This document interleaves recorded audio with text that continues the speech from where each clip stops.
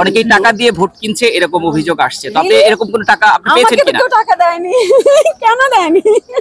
টাকা দিলে perfect, definitely খুবই একদম পুরো মনে হচ্ছে ওয়ার্ল্ড কাপ ম্যাচের মতো একদমই।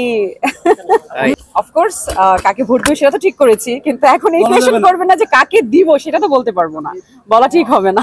প্যানেল দুটো কেমন হয়েছে? পারফেক্ট, ডেফিনেটলি খুবই একদম পুরো মনে হচ্ছে ওয়ার্ল্ড কাপ ম্যাচের মতো একদমই। অনেকেই টাকা দিয়ে ভোট কিনছে এরকম অভিযোগ আসছে, তবে এরকম কোনো টাকা আপনি পেয়েছেন আমাকে কিনা? তো টাকা দেয়নি। কেন দেয়নি? টাকা দিলে তাহলে কি আপনি করতেন? না, আমার টাকা পেতে কান্না ভালো লাগে, বাট সিরিয়াসলি আপনি শুনেছেন কিনা? আমি তো শুনি, আমাকে তো দেয়নি। আমি তো ভোটার, বাট আমাকে তো কেউ টাকা অফার করেনি। কেন করেনি? আমি দুই দল থেকে টাকা নিতাম। যোগাযোগ করেনি কি আপনার সাথে টাকা? প্যানেলের মধ্যে ফেভারিট কে? সরি, দুই প্যানেলে 42 জনের মধ্যে ফেভারিট কে? ফেভারিট তো আসলে আমার সবাই তো সিনিয়র, সবাই আমার খুব পছন্দের। আমার যেমন হচ্ছে আমার সবচেয়ে পছন্দের মিশা সওদাগর ভাইয়া, he is like my brother, because আমি আমার লাইফে ফার্স্ট বিগ স্ক্রিনে কাজ করেছি ভাইয়ার বোন হিসেবে, এবং তার যেটা হচ্ছে তার কাছ থেকে অনেক কিছু শিখেছি। অ্যাক্টিং এর যে ছোট ছোট কিছু জায়গা হলো, আমি যতটুকু শিখেছি আমি ভাইয়ার কাছ থেকে শিখেছি। He is my brother. So একজনকে যদি স্পেসিফিক বলতে হয় সেটি বলবো হচ্ছে মিশা সওদাগর ভাইয়া। জি, নো, এটা আপনি বলতে পারবেন। আপনি আমার কোয়েশ্চেন করেছেন যে আসলে এই যে আপনারা এখন প্যাচ লাগিয়ে দিচ্ছেন, পরে তো সবাই মনে করবে না ভোট আসলে কাকে দিব। এখানে যেহেতু দুইটা দলকেই দেওয়া যাবে, এটা ডিপেন্ড করছে কে কোন জায়গাটা রিজার্ভ করে, আমি সেই অনুযায়ী ভোট দিব। আমি তো জানি কাদেরকে ভোট দিব। আর হচ্ছে পছন্দের জায়গা থেকে সবাই আমার পছন্দ। নিপুণ আপু আমার খুবই পছন্দের একজন মানুষ, সে সবসময় আমার পাশে ছিল। আমার যে কোনো প্রয়োজনে, আমার যখনই কোনো এফডিসি থেকে কোনো কাগজপত্র দরকার হতো, জাস্ট একটা কল দিলে শি ইজ নাইস। অ্যান্ড যারা আছে সবাই তো নিজেদের, শুধুমাত্র ইলেকশন করার কারণে আসলে দুইটা দলে বিভক্ত হয়েছে। এছাড়া আপনারা চিন্তা করুন তো, আমরা সবাই কিন্তু একটাই ফ্যামিলি, আমরা সবাই কিন্তু সবার খুব আপন, খুবই কাছের। সো ইলেকশনের কারণে আসলে দুইটা ভাগে বিভক্ত হয়ে গেছি আমরা। এছাড়া আমরা সবাই এক, ইলেকশনের পরেই দেখবেন যে আমরা সবাই আবার এক হয়ে গিয়েছি। সো এখানে আসলে দুইটা দল তিনটা দল, এ পছন্দ ওই পছন্দ এটা না, আমার সবাই আমার পছন্দের মানুষ, সবাই আমাকে খুব ভালোবাসেন। জিবজুত স্যার আছেন, বাকি যারাই আছেন, তায়েব ভাইয়া আছেন, রুবেল ভাইয়া আছেন, মানে যারা যারা আছেন সবাই আসলে এত ভালোবাসে, সবাই এত আদর করে। সো সেই জায়গা থেকে আমি বলবো যে আমরা জাস্ট ইলেকশনটা পর্যন্তই হয়তো দুইটা দল, ইলেকশনের পরে আমরা সবাই।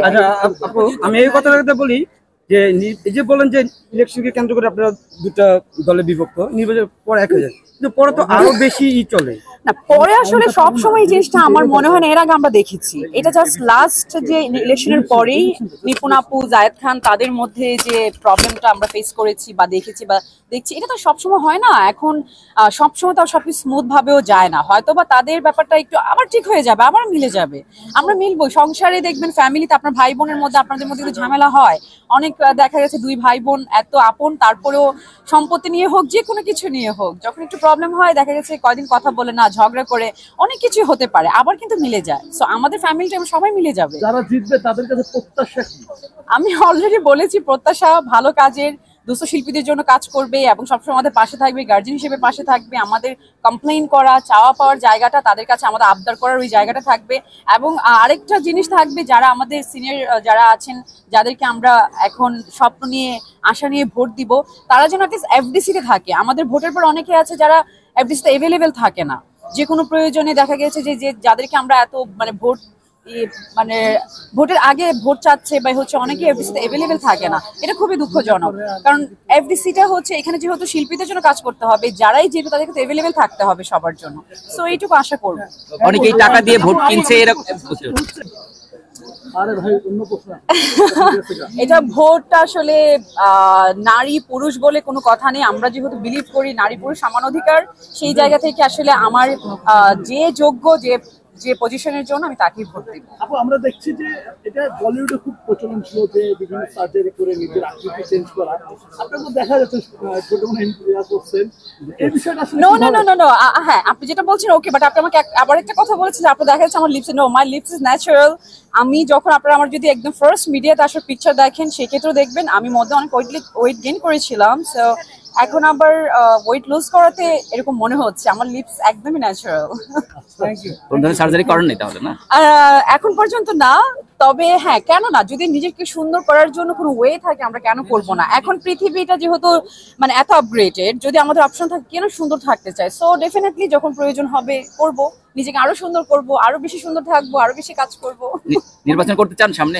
না, নির্বাচন অনেক কষ্ট, সবাইকে বারবার ফোন করা, সবাইকে ম্যানেজ করা, তারপর হেরে গেলে খারাপ লাগা বা অনেক কিছু থাকে। সো আমার মনে হয় নির্বাচন করলেই যে দলবদ্ধ হয়ে যেতে হয়, তার চেয়ে বেটার মিডিলে থাকি, সবার সাথে থাকি, একসাথে থাকি। ধন্যবাদ। Thank you.